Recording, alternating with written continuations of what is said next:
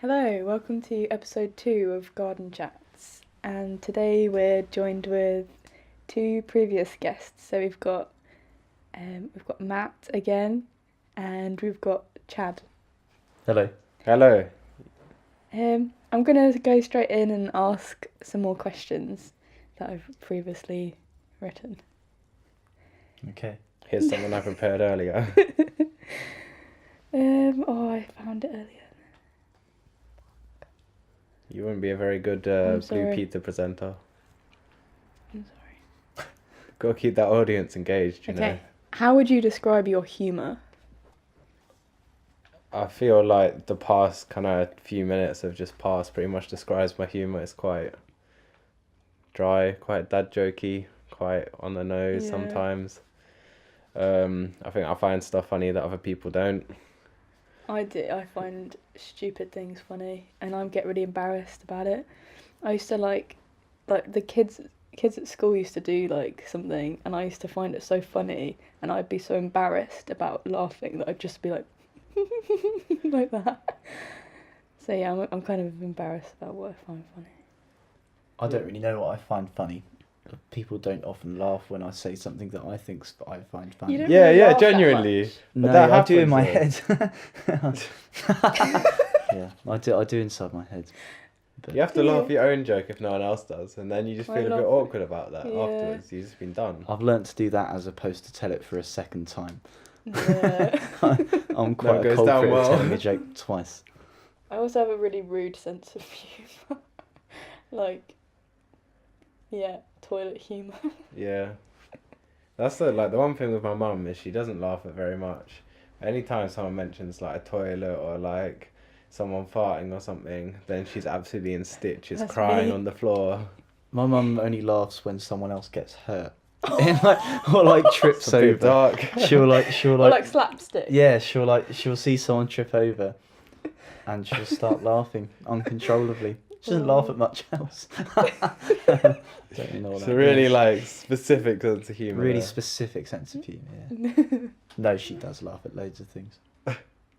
Just mostly people. Especially You've Been Framed. Framed.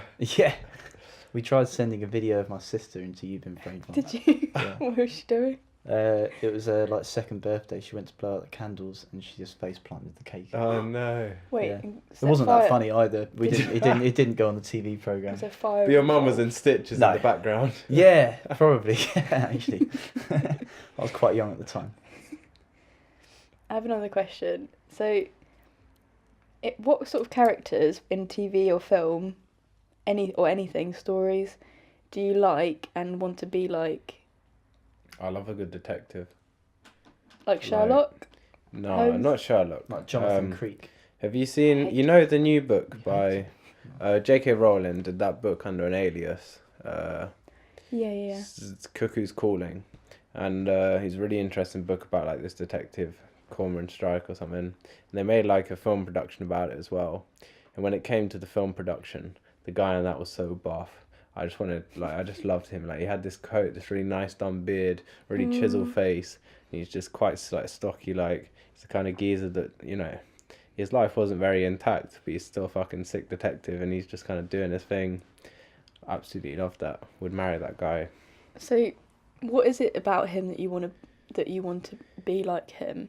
Is it just the physical appearance, or? Oh yeah, he's a pretty attractive guy. You know, who You wouldn't just wanna want be to? Who wouldn't attractive. want? Like that's not what it's about. But like I was just like, on the face value of it, like Yeah. he just got very like good aura about him. Like Mm. he seems like a very charming kind of guy, but a bit cheeky chappy as well. Yeah. Like the whole kind of character that's built up, you just kind of fall in love with this like TV character. You get so emotionally attached to it sometimes, and the TV series ends, and you just find yourself at the other end of it, lost at like Yeah. shit. Like I thought I was in this world. Like you get so immersed in it sometimes. Yeah, I used to want to be like Sherlock. You know, Sherlock Benedict Cumberbatch, Sherlock, because I just thought he was cool. I don't think I want to be like him now. He's a bit, I don't know. It's a bit of a crazy show, like, and like the personality of Sherlock is quite Yeah. like, He's a bit of an asshole, really. yeah, quite Bit of a intense. sociopath.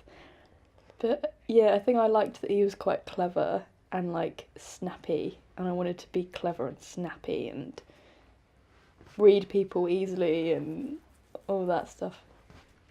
I guess like on the note of like detectives and stuff, like I like documentaries and documentary kind of work. So I guess Yeah. in a way it's like you're trying to detect someone's story and follow lives and stuff. Like in a sense, that's kind of relates to that.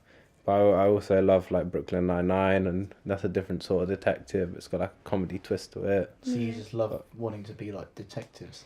I don't think it's wanting to be like a detective. I do just like the characters. There's an aura or a mystery around it, and I Do you like think kind that of. you've not got the aura of mystery around you, and that's what's missing? I like to try to. I think, like, yeah, it's nice to sort of. Could always be a bit like, who is that guy actually? And then they get to know you properly. Like, you know, first impressions.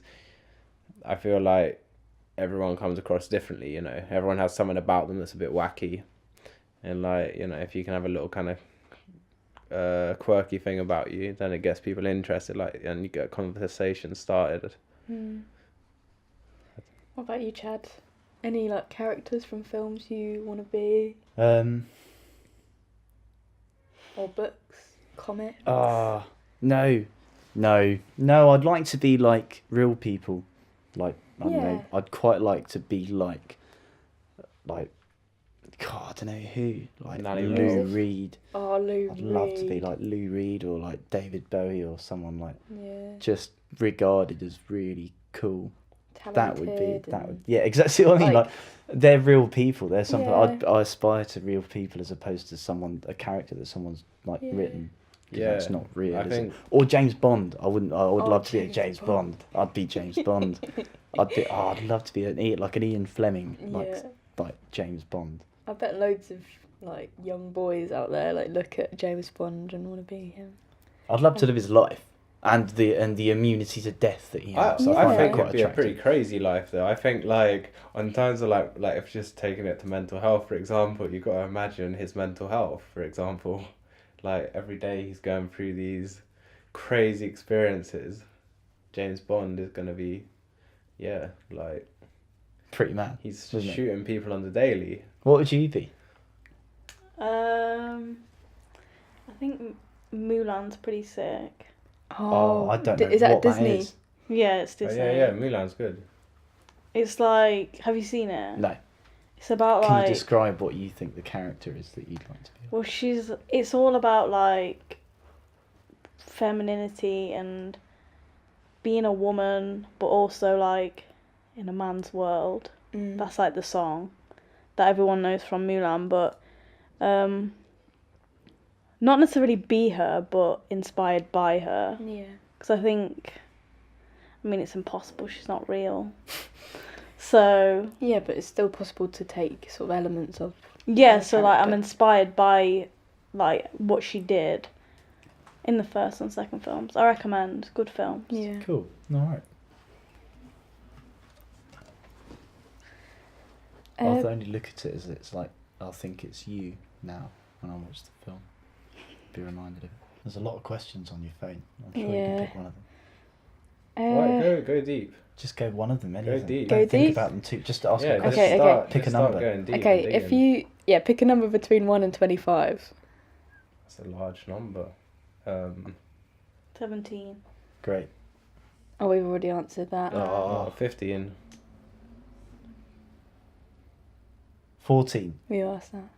Oh wait, yeah, just asked that. 13.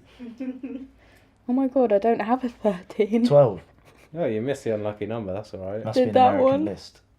11. Don't know. Is it like anyone that's just kind of deep? Okay, we'll do the parents one. So if you could change one thing about your parents' relationship, what would it be? Who are you asking? Everyone. Everyone at once. Anyone who wants to answer. Do you want to do rock, paper, scissors? I mean, yeah. So don't like mind specifically the relationship between your parents. Yeah, I don't mind answering. I feel like my parents have a really good relationship, and I think sometimes I wonder what they bond over. And one thing I know that they really bond over is humour. Like, they just have the same sense of humour. So I kind of wish if I could change anything, I'd just change that they just laugh more, or like make more jokes. I think that's probably what I'd change, Yeah. Yeah. which is quite a safe answer, really. I think. But yeah. Oh, yeah, one thing I changed about my parents, they recently started using smartphones. And this has led to some very interesting selfies being sent on the group chat that we have as the family, you know, because everyone now, their families have group chats. And, you know, so you can keep updates of like, oh yeah, here's a little selfie of us on the top of a mountain. It was really windy, and you're like, oh, thanks for that. I'm glad you're safe and learned to use a phone. Yeah. So no selfies. I wouldn't say no selfies, just a bit more tactful. Like if you're in a really public place and people are saying to you, and they've gone, oh, do you want me to take a photo for you? And they're like, no, we're just taking a selfie. This is our thing. Just like, maybe ease down on that a bit. Get a selfie stick at least. Do your parents post on Facebook? I think, like, my mum has Facebook. I'm not friending my mum on Facebook, but her profile picture was like a scarecrow for a while. And so I think my dad has it, but he's gone through disabling it. And my mum was getting really angry the other day. She was like, oh, there are so many John Lewis adverts on my Facebook, and I don't even like John Lewis. And it's just, you know, very kind of generational problems there. Yeah. I don't mind a bit of John Lewis myself. No. If they're advertising a good deal, then why not jump on it? Or is that what they want us to do? No, that's definitely what I want. It's going down the wrong path there anyway. Yeah. What about you, Chad? What would you change Well, I about your changed parents? our parents are quite a few things, I reckon. Really? Yeah. He's got a list at home. Yeah, like a mental one. No, I don't know. Lots of That's things. plastered but on the wall for your parents Yeah. to see. no, they're just different people from me. Completely different people. But at the same time, very similar people. So I don't really know what I'd change about them. Because I don't know what would... But I don't know. That's a very weird question. I'd love to answer it. But I feel like it would take a long time to answer. What Fair about enough. you? I think I want my mum to see things from my dad's point of view, but I want my dad to see things from my own point of view, because like when they're having an argument, all they can see is how it's affecting them and not the other person, and then they're like, can you talk to him for me please? And then it's just like, no, you're like 50, You're the can you middleman. just conversate between yourself? And then like I have to explain each other's side to each of them so that they're more like, and then it gets to like the brink of like gonna go over the edge, and then it settles down again. And that's happened like so many times. They shouldn't be using you as a conduit, I don't Yeah, think. That's that's not very not nice. fair. I had that with my parents, but like, it's very toxic. Oh yeah, definitely. I think it's just because like when things get really hard to talk about, they don't listen to each other. So then it just becomes like a free for all, just shouting, and then there's just no conversation. So then they're like, "Oh, can you say this? Because he's not understanding." Have you ever told them no? I'm not going to say. Oh it. yeah, all the time. I'll just remove myself from it. But I mean, it's getting better, so things are looking up. Yeah, cool. That's a shame though. I do feel like a lot of relationships, in like most relationships, people struggle to empathise with the other person in certain situations. Well, it depends. Like, people are just different people, aren't they? Like, if Yeah. you've ever gone out with a girl or a boy or any which way, like, you eventually get fed up of someone. Yeah. I'm surprised that anyone can stay together longer than, like, I don't know how people stay like together. I don't know how it's done. That's like, fucking mental that relationships are people tough. can just for 10 years.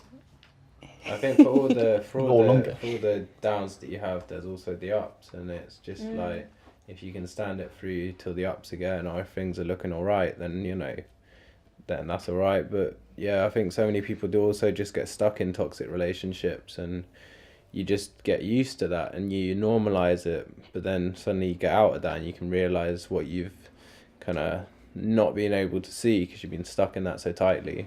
Sometimes you need that external point of view, but it's so hard to listen to friends or stuff when they're telling you something that it's not looking good, like, and you're just stuck in your own little bubble with this person.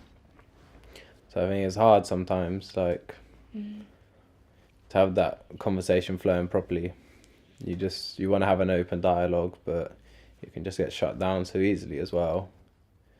And like middlemen can be good for that, but it's not always gonna sort it out. Like sometimes you just gotta like rethink it and get around to understanding.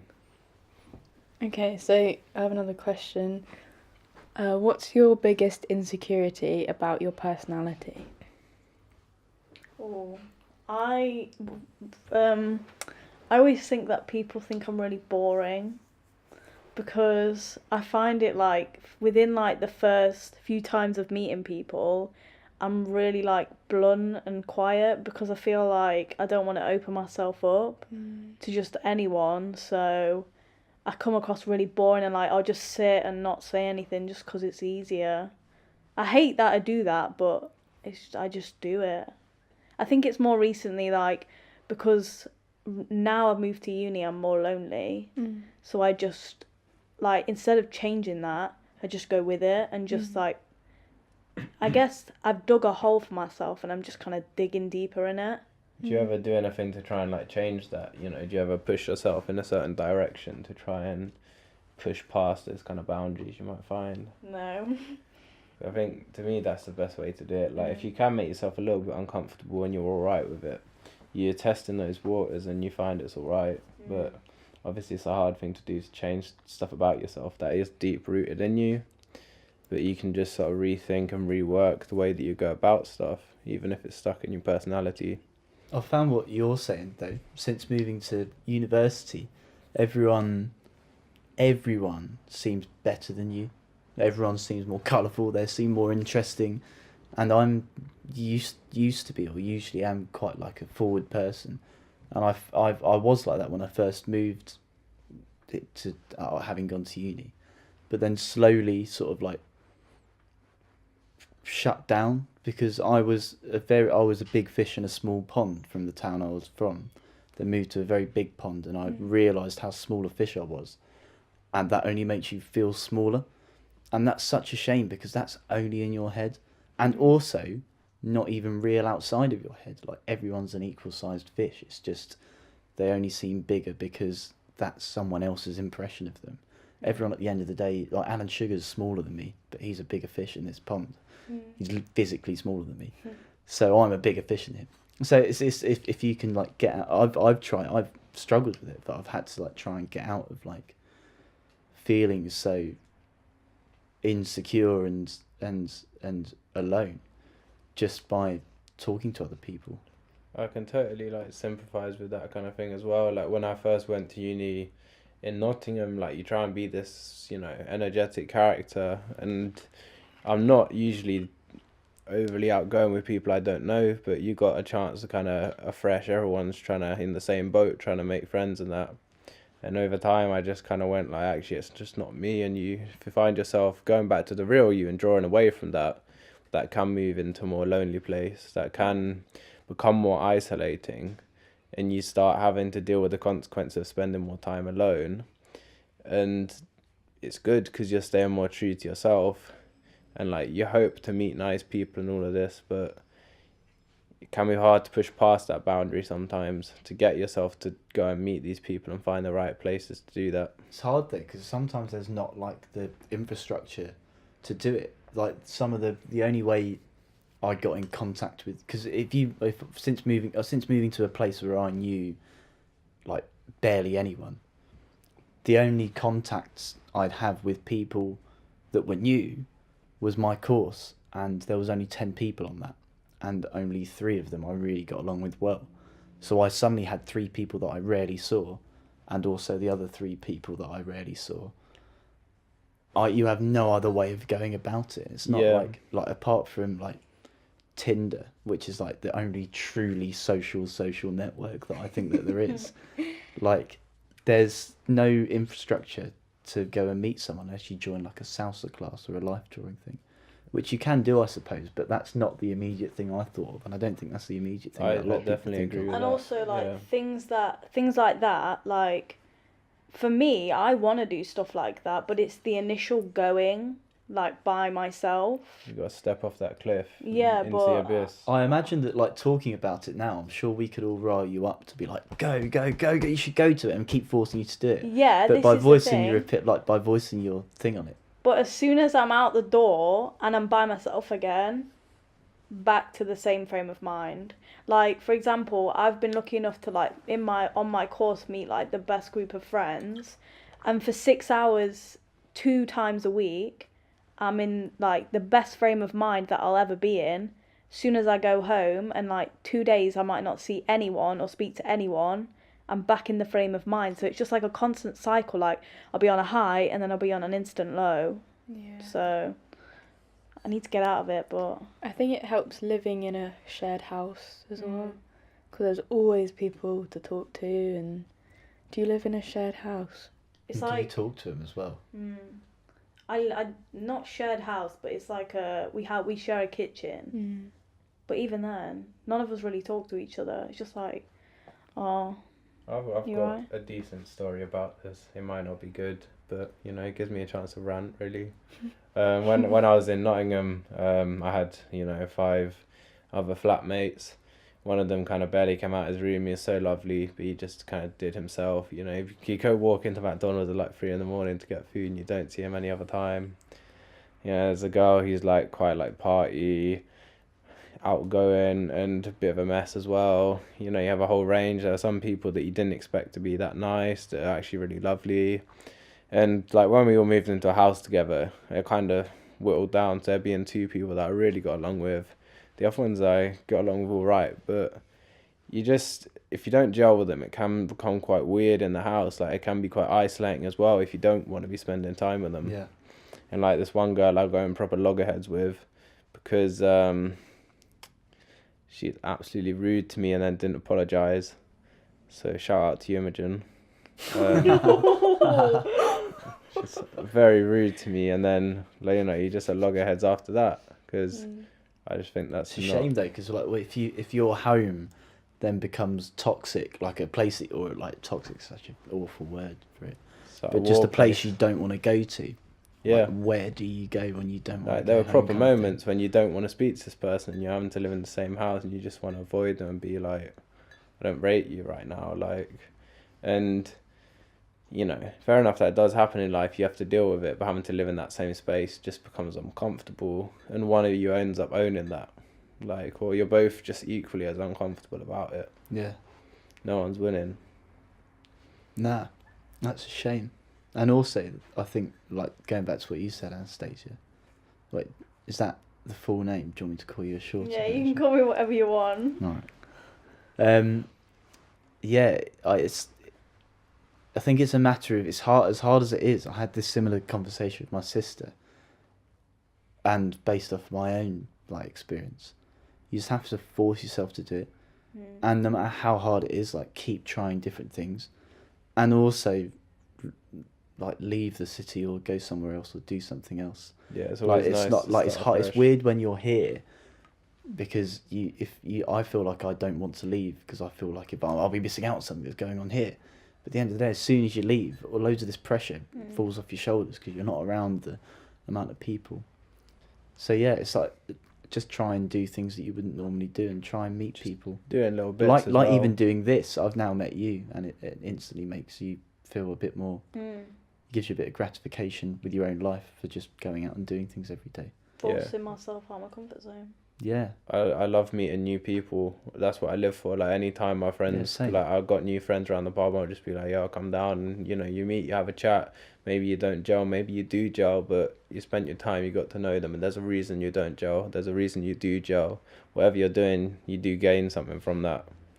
You get like personal satisfaction, but probably they get some satisfaction from that as well. Yeah. And you either meet someone and they're a good friend, or you see them and you don't see them again, and you don't go anywhere with that. But that's always going to happen. There's a certain amount of rejection, whatever it is, on the basic level. It's quite nice. Like, I think human interaction just in general, like, as I was saying, like, a few days, like, yeah, I think we've had a conversation before about we used to live in student accommodation where you're in like a cell, not a cell, obviously. Yeah, it feels like a cell sometimes, though, doesn't it? It does. It's And a they all room. look the same. Was your It's student like- accommodation Cell free? with a Did you get window. like 3 meals every day and a buzzer on the door and It's a a little flap? room. It's a like room, that. but it feels like a cell. And you'd go days on end without seeing anyone or talking to anyone in person, and it's just so unhealthy, I think unbelievably unhealthy. It's a shame because I think because I was also in a similar situation, but I did all right for the sake of going out and trying things. So like, I imagine that it's different for different people. I think a lot of people have been in a similar situation. It's just a matter of how you triumph for the situation. Oh yeah, definitely. I didn't Yourself. make the most of it, so it's my own fault. Well, don't know. I'm sure it's not entirely your own fault. It was, but you know, slowly coming out of it. That's cool. Lessons to be learned. Cool. How deep can you go on this final question? Is it a final question? Is there a final I was question? How long gonna we got quickly left? answer to the. Oh, yeah, go on. How long? Go on a quick answer. Final question. Yeah. One more question. I've asked this previous, but I thought I'd ask it again. What would it take for your life to crumble to pieces? Oh, Just I living hate it. it. Just living it right now. It's all right. I hate riding this because that I feel wave. like if I say it, I'm like, It's not gonna happen. Well, it's up. Is this so? Is this It's is not this happening, it's not happening as soon as you say it. is this like what would happen right now No. to crumble your What? life? Yeah. like? What would have to happen for your life just to go? Oh. like the people like my parents. Yeah, we spoke about Dying. this. We both said that Mm. our parents' family died. A big instability is obviously gonna push you I off. but don't know if what it's that'd like an be. external I don't know if an external thing would be the thing to like crumble the. I think Basically, like to have a breakdown. in my own head, yeah. I think if something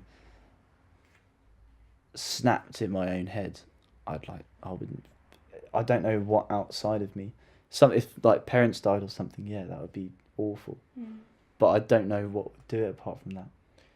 I think it's like, to me, the only thing that's gonna crush you is the thing that you're most passionate about, and not being able to do that, I and was gonna say that yeah. lead into like a spiral of consequences, because just to get into a negative mindset, you can live in a negative mindset and work through it and work to be more positive and move over time, but I think that initial up, and when something goes wrong and just sets you apart, it does crumble down so quickly.